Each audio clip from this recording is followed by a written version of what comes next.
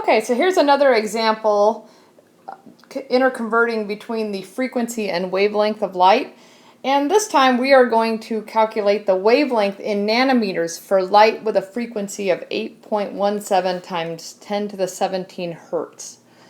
Okay, so let's go ahead and start by writing down our equation. Okay, so the speed of light is equal to lambda times nu.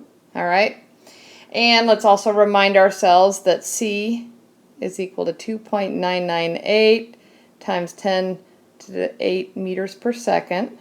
Okay, and what we need to solve for this time, so we are looking for wavelength and we have frequency. So let's solve for wavelength.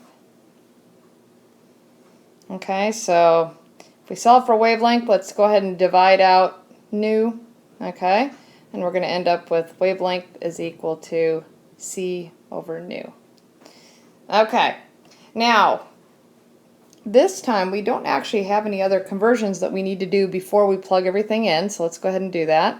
So 2.998 times 10 to the 8 meters per second, that's the speed of light, and that's going to be divided by our frequency, so just remember that hertz are seconds inverse. Okay, so we're going to plug in 8.17 times 10 to the 17th hertz, or seconds inverse. Alright, these two guys are going to cancel, and we're going to end up with 3.70 times 10 to the negative 10 meters.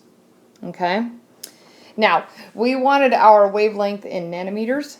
Okay, so let's go ahead and convert that. So 3.70 times 10 to the negative 10 meters.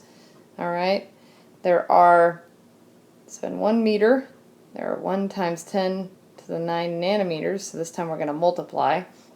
And when we do that, we're going to end up with 0.370 nanometers.